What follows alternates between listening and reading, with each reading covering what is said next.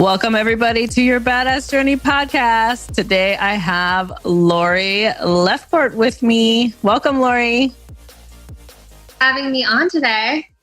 Oh, it's so great to have you with us. What I'm so excited about. So Lori is the founder of Unicreamer and has such an amazing journey that the way I like to start the show, Lori, is for you to first tell your version of how you came to where you are today. And you can go as far back as you'd like, but really it's about sharing who you are with our listeners.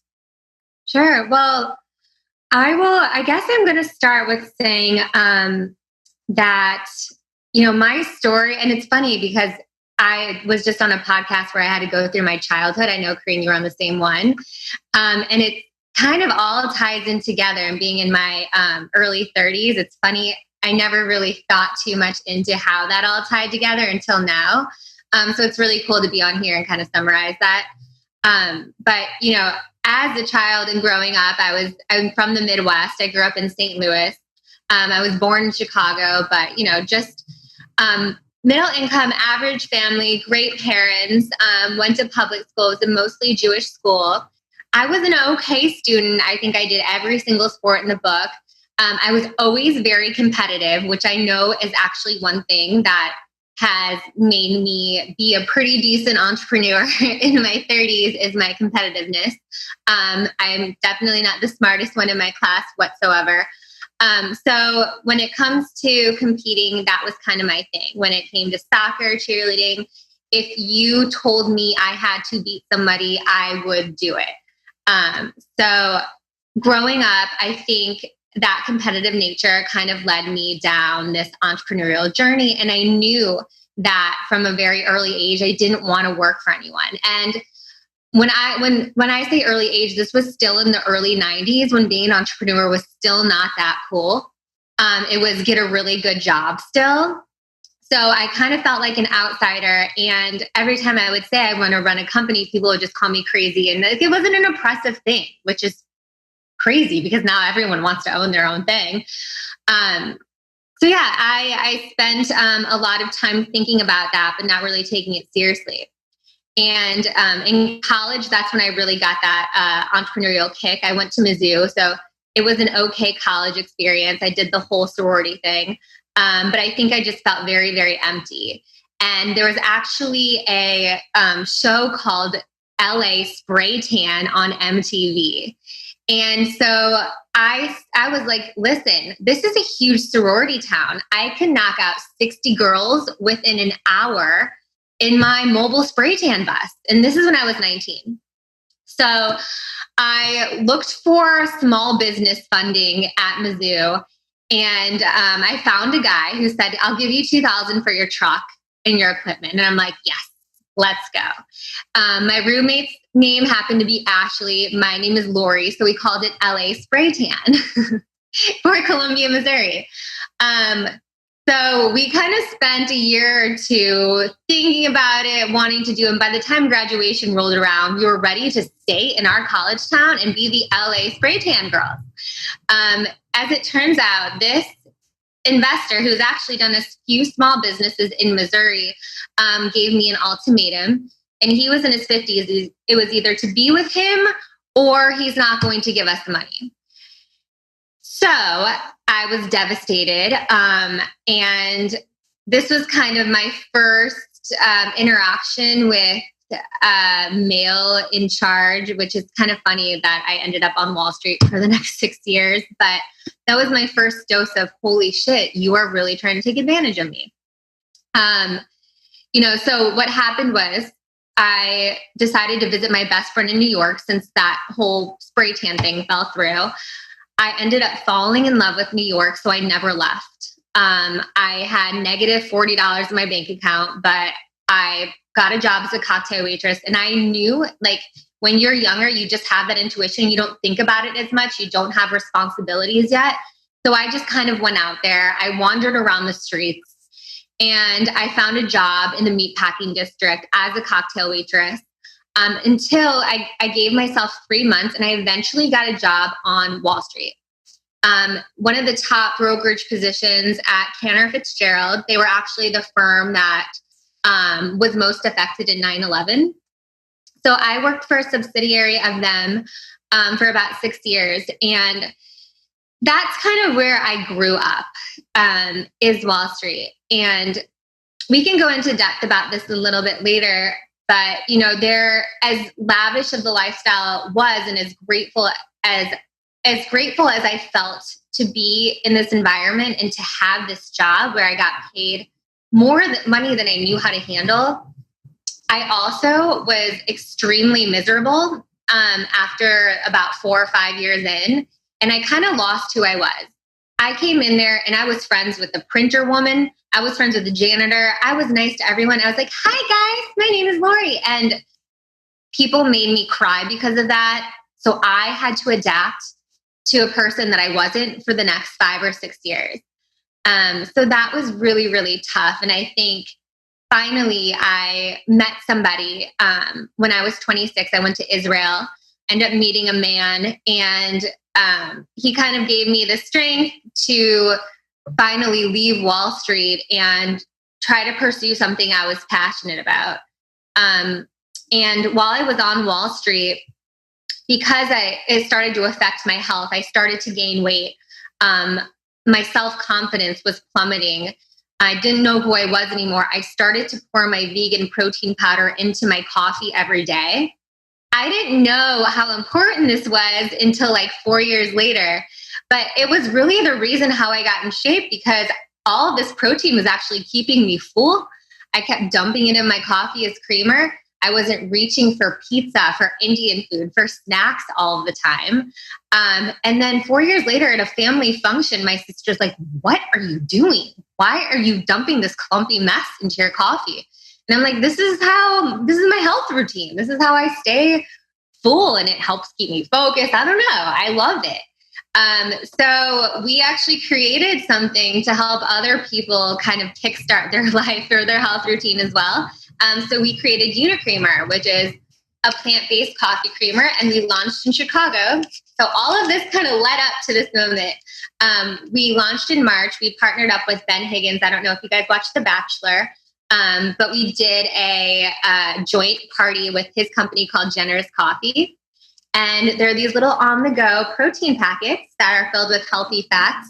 So the highest quality MCT oil and plant protein you could possibly get. And we don't use any animal products, so it's vegan and dairy-free. So that all of that story, and I'm so sorry that was super long, but that summed up to how we created our company today. Oh, Lori, so much in that story we're going to dive into, and I really appreciate you sharing it from the beginning. First of all, to have at a young age, the interaction of an opportunity dangled in front of you for an exchange of commitment to a relationship that would have been very uncomfortable, having that strength to walk away and realizing like that is not worth it, and knowing your worth at that time. I mean, I just want to commend you for making that step, because it happens way too often, the indecent proposals of sorts. And so it's really cool that you were able to see that at a young age and not fall into the trap, because sometimes some people have no other choice. So it's really great that you shared that, because I know there are a lot of women probably listening and also going through something like that too, where they maybe question whether or not they should pursue something that just doesn't feel right on the inside. So it's really cool to know that you had that in you super young. Right. And then also going to New York. So it's very similar. We have something in common, but I did the opposite. I went all the way to San Francisco. But basically, when I finished college, I packed 2 bags and moved to California, not really knowing anyone, and kind of hustling to start my, growth path in my career world. And back then, San Francisco was not as intense as it is now to navigate. And it was definitely, you could kind of stretch your dollar a little bit than you could versus New York at that time. But really, like, what was it like when you first got to New York and started that hustle and started searching, if you were to speak to anybody that's trying to figure out if they should move, try a new city, in that age of, early 20s, how would you, advise them on navigating that process? Would you do anything different? Yeah. Oh, I mean, that's really cool that you did that in San Francisco. That's a whole nother beast. The West Coast is, it's definitely another beast. I think, if I could go back in time and advise anybody, what I did do right is I did listen to my intuition. I did listen to that voice, and I just knew I had to be there, and I didn't question it. And I think as you get older, you have so many more responsibilities, you have so many more inhibitions, and you question every decision. I didn't really have time or even the brain waves to question this. So I just went with it, and I was very successful for 10 years in New York City. And I knew that would be the case. I think nowadays, if you are in your younger 20s, I think it's really smart with every single, all of the high level jobs that people want, any sort of entrepreneurial journey you're trying to pursue. I think it's really smart to do your research beforehand. I think a little bit of intuition plus planning is something that I didn't do that I would go back and do. For instance, if I were to tell my younger self who's moving to New York, I would say, okay, list 3 things that you want to do when you go there, and then list how you're going to get there. And it might not be right, and you might not be confident, but at least you have a path to follow, and it could be 3 simple things. And that could even be get a waitressing job 3 months from now, make 5 contacts a night, get 5 business cards a night, have a follow-up process, start that process young. Because what that process is going to do is when you do end up starting that company, or when you do end up working for that company that you've been dying to work for, you already have a procedure and process in your head that works. And you don't have to keep figuring it out. Failing is totally okay, and failing is amazing. But when you don't have that process to kind of follow when you do fail, the failure is harder. Yeah. So you just want to minimize that risk. Yeah, I think that's great advice, because it's such a different time now too, at least from when I did the big jump to a whole nother city where I really didn't know anyone. I mean, this was back in the day where I had to search newspapers for jobs and then figure out who did I know or who did know somebody, and set up meetings and have just as many conversations as I could to find the next opportunity.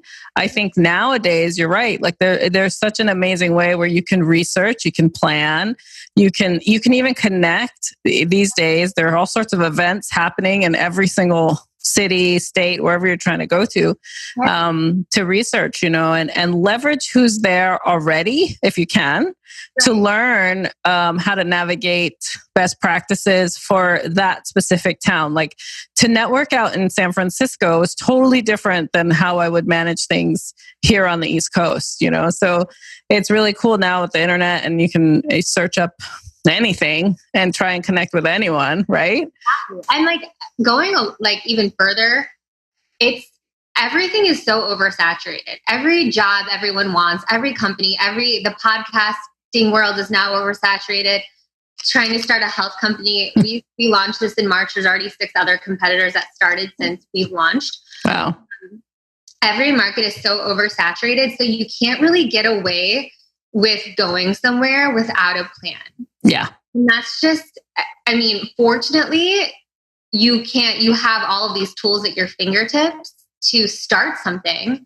But unfortunately, you need to really navigate the space that you're trying to get into and know where that gap is, or where you can at least get yourself in there or build upon somebody else's business, because you're not going to be inventor anymore. Yeah.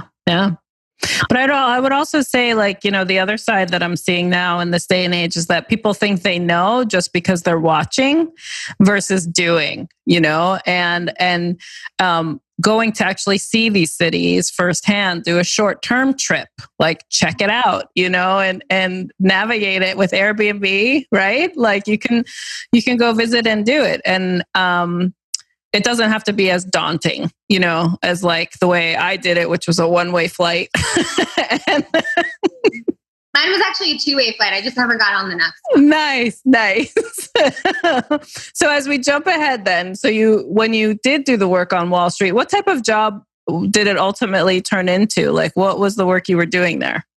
Yeah, so I mean, if you look at all of the Wall Street movies, it was very similar to that. So it was I was on the cusp of when regulations got super tight, where you weren't allowed to do phone trades. But if you even look at my boss, this guy named Andy, and his desk of 10 other guys and one woman, they had this, actually, it was so funny. They had this amazing video of them, I think in 82, where the papers were flying. They were trading every time Morgan Stanley would trade with Deutsche Bank. They'd make $5,000 and it'd be yelling and spitting across the floor and fuck yous. And I'm sorry if I can't say that. But You're fine. That's how it was.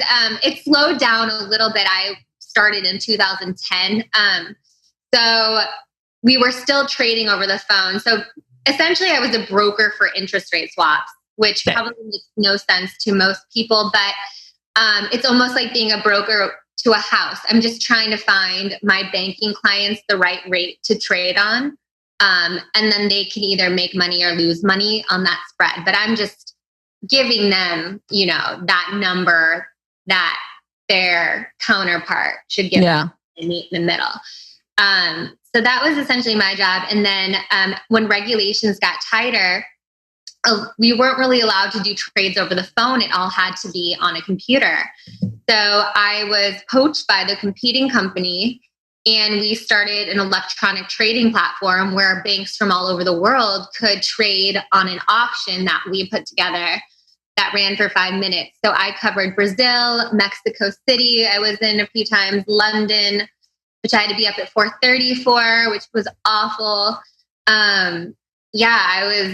I remember even traveling to Brazil at 23, not knowing anyone. I don't know what my company was thinking sending me there, but it was wild. I believe it. I mean, it's something that, in those years, right? It's something that I'd love to see when someone's in their 20s and they're really taking advantage of every opportunity and have the willingness to at least learn from it and then figure out what they want to take forward. So what do you think the best lessons for you were during that time? Yeah, well, I mean, there were so many. I will just give 3 examples right now. So the biggest example was when I left, my boss, who actually in 9/11 married his boss's wife because he passed away to take care of their children, was like a second dad to me in New York. And he was also the same guy who tried to sue me when I wanted to leave. Wow. Luckily, my boyfriend at the time's mom was a public lawyer for 3 public companies and was able to get me out of that. But it was months of complete bullshit. So that was a big learning experience because I trusted everyone. I'm a very gullible person. I was very trusting everyone. I think is worth listening to. I really am that type of person, which most New Yorkers aren't. So I kind of was like, wow, I really have to protect myself. I love that I am that I trust people, but now I, have to really listen to my intuition a little bit more and take a step back from the old Missouri Lori and not let people take advantage of me. Another thing, there are multiple instances on Wall Street where men would get drunk at holiday parties, or for instance, when I was in Mexico City, I had one spit in my face when I wanted to leave dinner early in front of our clients. So, it made me tough. I'm so grateful for all of these experiences because no one goes through that anymore because it's not allowed. Thank God. Mm-hmm. Really not allowed. But I got so tough so fast. Like, I do not take any bullshit. With our company, we deal with a lot of logistics, a lot of suppliers. If I think someone is taking advantage of us, I will know in 1 second, and those people will be gone in less than 1 second. So that's something that I've definitely gained from my experience in Wall Street. What was my third example? Completely forgot. I think my third lesson, I don't think this is an example, was don't lose who you are. I think in your early 20s, especially, you don't know who you are yet, and you mold yourself into who you consider influencers or people higher up want you to be. And that will kick you in the butt in your late 20s or early 30s when you decide to move on and you're not the same person as you always were. So I think once you start to feel uncomfortable on a daily basis, once your friends and family are noticing that you're different, I would say take a step back, take a vacation, just try to find out who you were before this experience, because that will not benefit you in the long run whatsoever. Yeah, I love that you bring up that lesson too. All three are great. You know, the discomfort on the job, when there's conflicting personalities, you know, and I'm putting that mildly for what you actually went through. But it's constant in any really working environment, especially at such large scale companies, you know, where behavior can be taken to a certain extent that isn't being monitored or spoken about, you know? And so to disseminate conflict by connecting better with self and like figuring out, you know, what are your values that you do cherish, that you will always protect, and make sure that you stand for them every day, and then switch environments if it's not the right one, right? Like it's really important. And I think also checking in on your health, like you're again, where we have similarities in our stories, that that first gig that I got out in San Francisco, became very toxic for me as well. And I was gaining weight. I felt like I was almost passed out at my desk. Like I was working day and night, and then, ended up in the ER even, but I still was so worried about what was happening that day at work. Like even while I was in the ER, like coming back home, because I was fine, but you know, they didn't know what it was anyway. And I was still worried about like, oh, I got to like call work and let them know I'm going to be late and all this stuff. I mean, it was crazy stress because I was a highly responsible person. And that is part of my value system, but it was completely getting taken advantage of, you know? And so I had to figure out my own boundaries and then go find an environment that actually would allow me to grow and be that. And I was fortunate too, where I ended up resigning from that position because they didn't have a growth plan for me. Like hitting a glass ceiling at 23, no one should go through that. That's the beginning of your career. Yeah, but like in the careers that we had, it was the beginning of the end. Yeah. Quickly. It's so glass ceiling in those type of environments. Totally. And then I ended up joining another company that luckily was like a subsidiary startup of a larger organization. So it had that energy that now you're creating. And I know you've been in other startup ventures as well, where there's this desire for everyone to bring their best forward.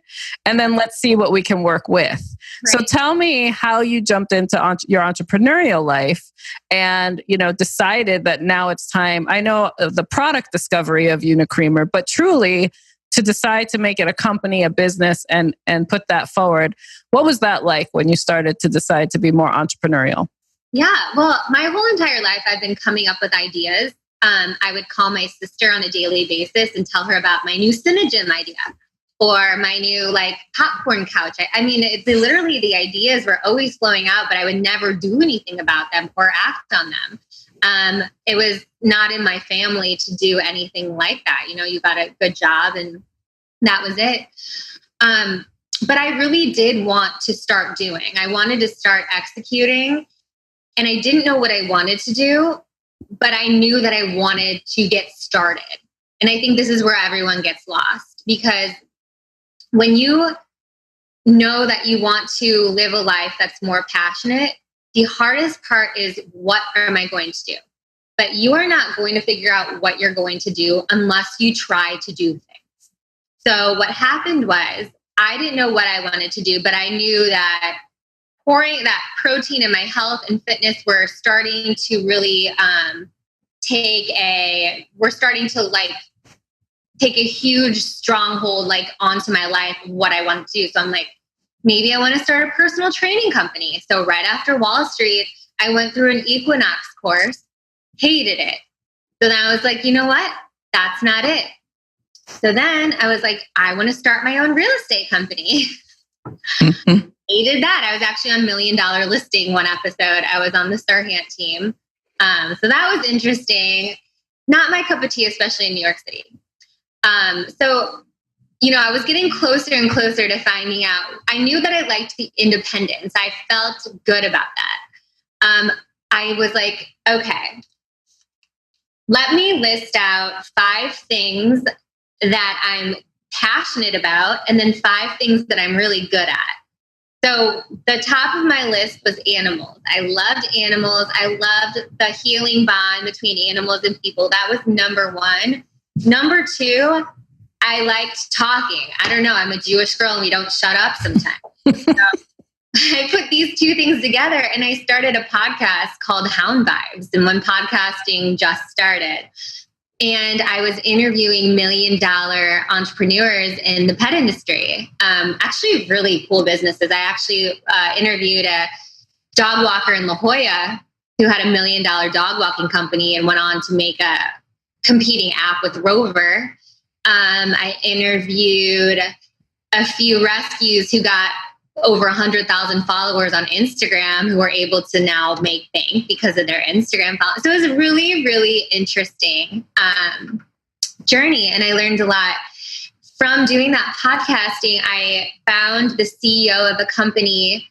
I forgot the name of the company, and I'm glad I forgot, because that guy ended up to be not a good person. But he actually asked me to run a subsidiary of another startup that's actually really, really popular in the baby industry. Once again, I don't want to say the name, but it's a very popular baby industry name. And they wanted to start a pet side. So it was a great opportunity for me to learn how to run a CPG company on the back end, sales and marketing.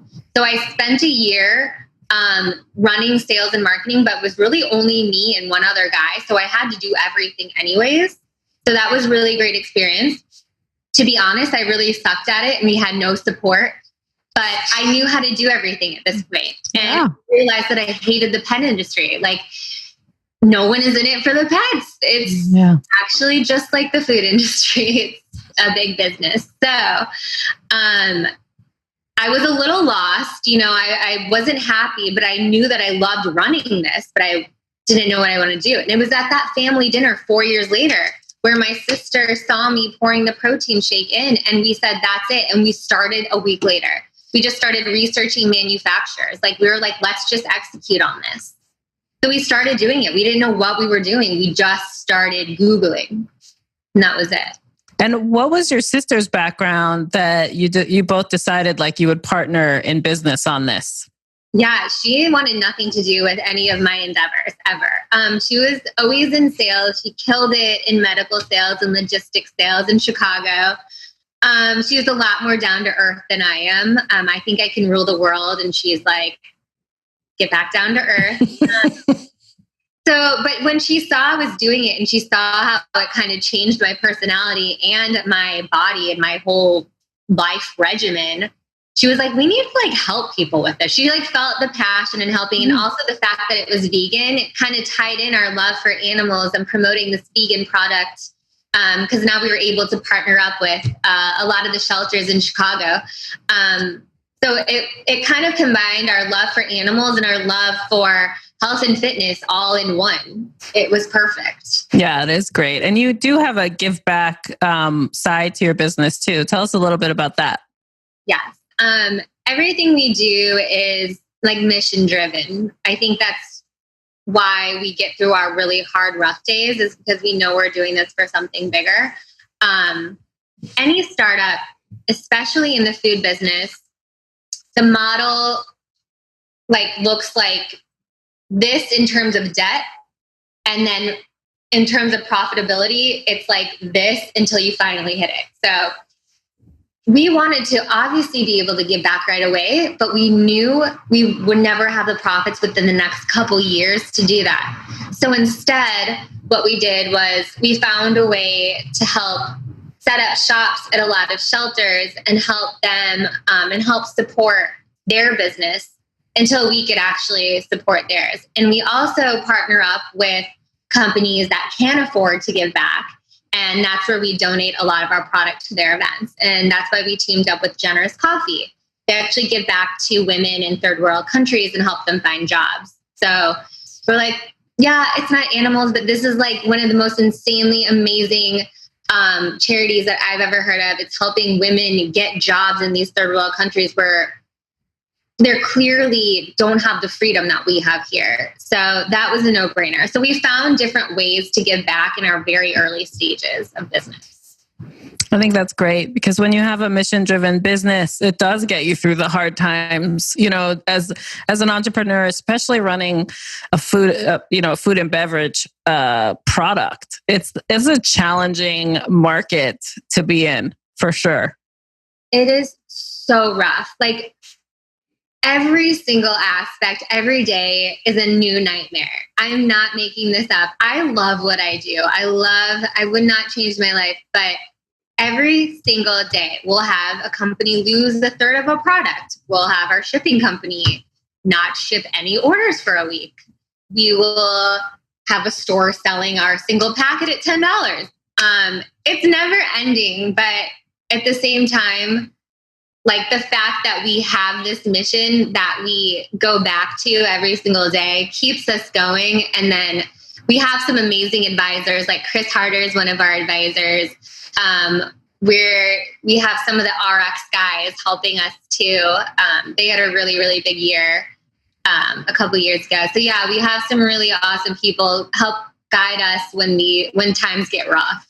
Essentially. Yeah. It's building that entrepreneurial tribe, right? Like we all know what it feels like. It's also the ability to lean on others to get through it is really important, and I know you're like couch surfing too, right? Like it's kind of like you've become this corporate gypsy or entrepreneurial gypsy for the formation of this business to help it.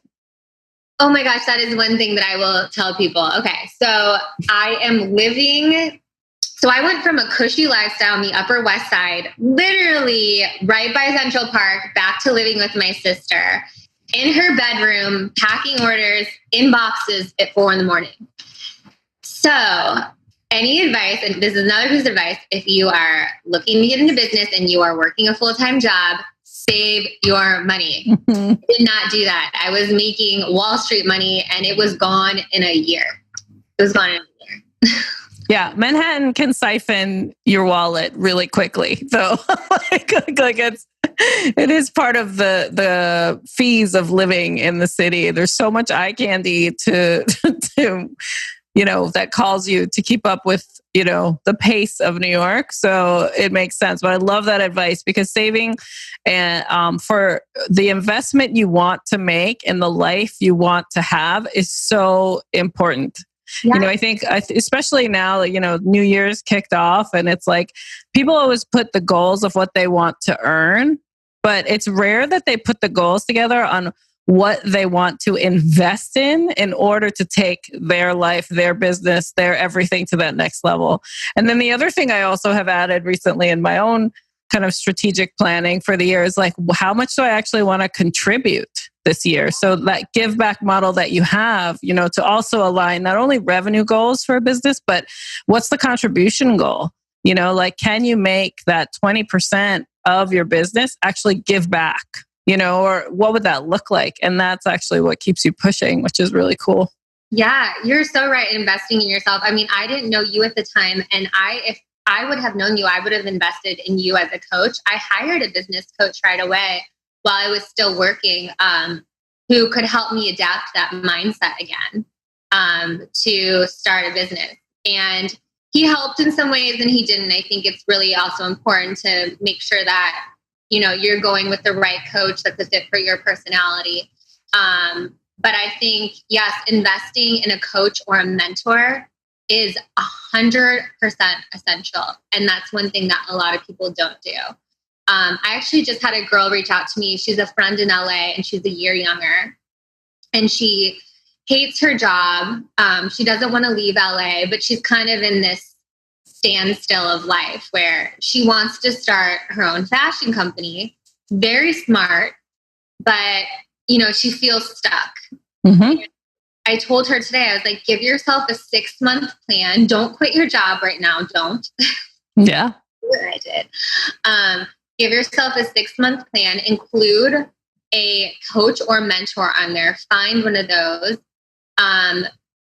Make a plan to start doing something that's going to get you closer to what you maybe want to do with fashion.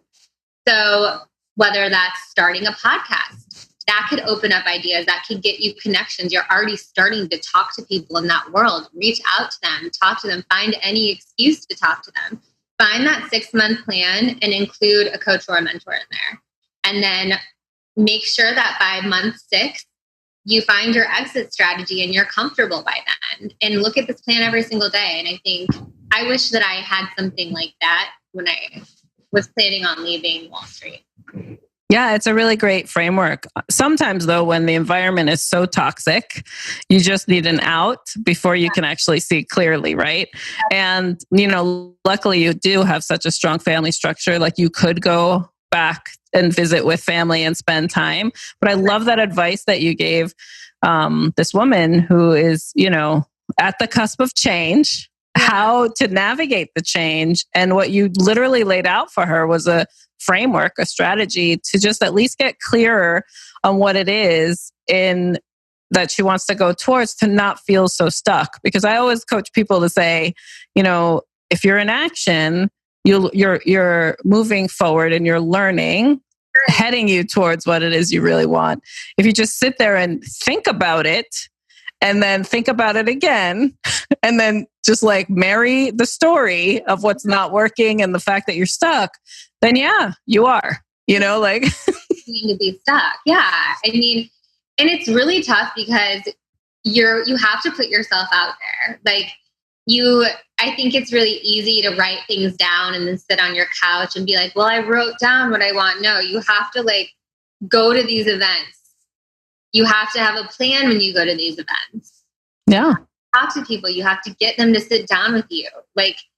It's not going to be easy because there are millions of other women that want to do a fashion business. But the ones that make it are the ones that end up talking to the ones at the top to get that deal to do their business. It's all about who you know. It's all about who you know. It's not about how smart you are. It's not about what you have. It's about who you know.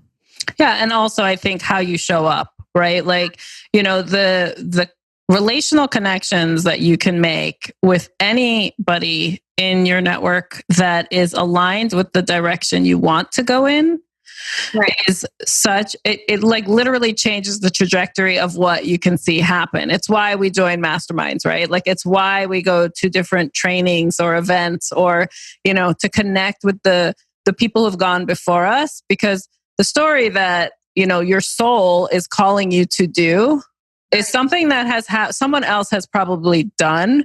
You can go learn from those people, and the uniqueness is what you bring to the table, your journey, your ways of articulating. So I love that. I love that you gave her that advice, and I'm sure she benefited tremendously from it because it's awesome.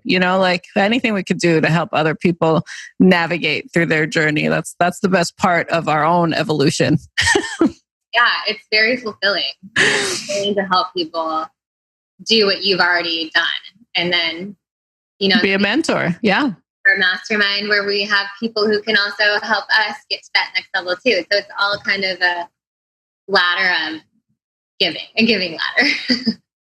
So tell me where we are today with Unicreamer. What are you currently trying to accomplish? And, how can our listeners connect with you and also, get access to this amazing plant-based creamer? I mean, I'm in love with it. I'm so happy you love it. Yeah. Well, I'm definitely going to bring some to the mastermind when we go at the end of the month. So right now we launched last March. So we've been 9 months in business, but we already got accepted into the Good Foods Accelerator in Chicago. They take some of the top food companies that they think will do really well and also abide by using conscious ingredients, only sourced from very reliable places in the US, or if it has to be sourced outside, they're very particular in who is able to join based off of our ingredients. And then we also have some really cool publicity, which I cannot say, that will hopefully air within the next couple months. So that should be exciting. And we are now in grocery stores all over Chicago, and we're looking to expand on the coast soon when we can afford it. So, we're very excited. And you can buy Unicreamer on Amazon or at our store at www.unicreamer.com. And I will give you guys a discount code if you do buy. It will be Korean20. So if you type that in, you'll get 20% discount. And we really hope that, it helps you structure your mornings a little bit better. That's definitely our hope for our future customers. And it's not just for coffee, right? You can actually put it in any hot beverage, cold beverage. Like let folks know, because not everyone's a coffee drinker, unfortunately. Yeah.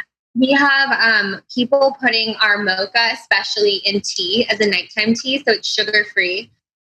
Thanks for bringing this up. I always forget to talk about these details. Sugar-free, dairy-free.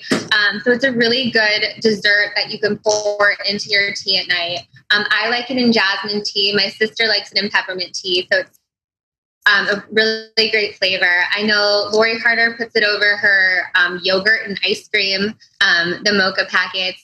And you can also just use it over oats or any sort of topper where you want that MCT and pea protein. So we only use 5 ingredients or less.